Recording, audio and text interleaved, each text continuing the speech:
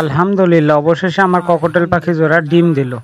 আসসালামু আলাইকুম। অনেকদিন ভিডিও দেওয়া হয় না, আসলে আমার সমস্যা লেগে থাকে, হয় ক্যামেরা নষ্ট, না হলে কখনো ফোনে হ্যাং করে, এরকম কিছু একটা। তো যাই হোক, তো আমি আমার পাখিগুলো আপনাদের দেখালাম। অনেক পাখি নাই ইতিমধ্যে, আপনারা দেখতে পাচ্ছেন অনেক খাঁচা ফাঁকা পড়ে আছে, আর বাজরিকাগুলো আলাদা রেখেছি। আমি খুব শীঘ্রই এগুলা আবার জোড়া দিব। আর এইখানে হচ্ছে আমার মাছ, আমি মাছকে কিছু খাবার দিব এবং আপনাদের সামনে এনে দেখাবো যে কি কি মাছ আছে। আপাতত মিক্স গাপ্পি রয়েছে আমার কাছে এবং অসংখ্য বাচ্চাও রয়েছে, ফোনে ঠিক মতো দেখা যাচ্ছে না।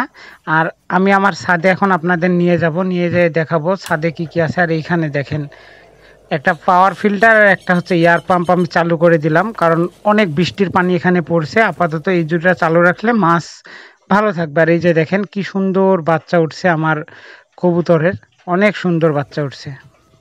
আর এইটা হচ্ছে আমার মুরগি, একটা দেশি মুরগি, যেটা এই ঢোপে আমি রাখছি, খাবার দাবার খাওয়াই আবার বন্ধ করে রাখছি। কারণ হচ্ছে অনেক বৃষ্টি হচ্ছে, আর বৃষ্টির পানিতে ভিজলে ঠান্ডা লেগে যাবে। আর এখন ঠিক মতো আগের মতো যত্ন করতে পারি না। এটা হচ্ছে টাইগার মুরগির একটা ডেকি মুরগি, দেখতে পাচ্ছেন। আর এখানে ফাউমি 4টা মুরগ আছে। আমি শখ করে 5টা ফাউমি মুরগি নিয়েছিলাম বাচ্চা, 5টাই মুরগ হয়েছে, একটা বিক্রি করে দিছে, আর এই 4টা অলরেডি বিক্রি করে দেবো বলে সিদ্ধান্ত নিয়েছি। আর এই হচ্ছে আমার ছাদ। আপনারা অবশ্যই কমেন্ট করে জানাবেন আমার ছাদে কীরকমভাবে সেট আপ করলে ভালো হবে, কি কি করা যায়। আর ছাদটা অনেক এলোমেলো আছে, অবশ্যই বুদ্ধি দিবেন, অবশ্যই অবশ্যই।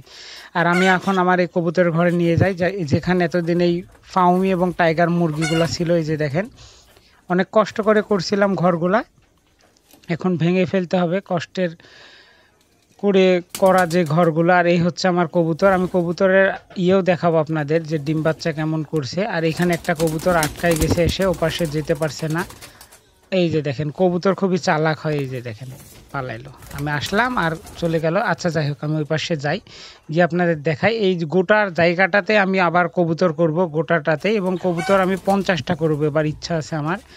আর এই যে দেখতে পাচ্ছেন আমার কবুতরের কালেকশনগুলো। আর আমি জানি আপনারা কবুতরের ভিডিও দেখতে অনেক পছন্দ করেন। আর কবুতরকে দুপুরে খেতে দিয়েছিলাম ভুট্টা ভাঙ্গা এবং কিছু ভাত বেঁচেছিল, সেই ভাতগুলা কবুতরকে আমি দিয়েছি।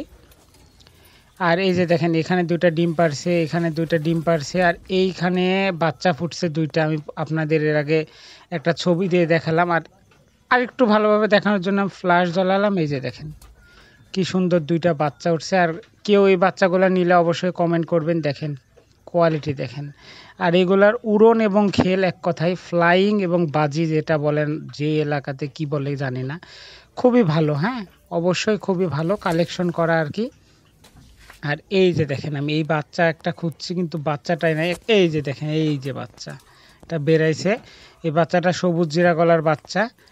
তো আমি আবার আপনাদের ছাদে কিছু করার জন্য পরামর্শ চাচ্ছি, যে ছাদে কিভাবে সেট আপ করা যায়। আর কবুতরগুলো আপনারা মাঝখানে একটু দেখেন, কত সুন্দর আমার কবুতরগুলো। আর এই যে দেখেন, এই হচ্ছে আমার ছাদ। এই ফোকাস হ, ফোকাস হ, ফোকাস হ, তোর ফোকাস হয় না।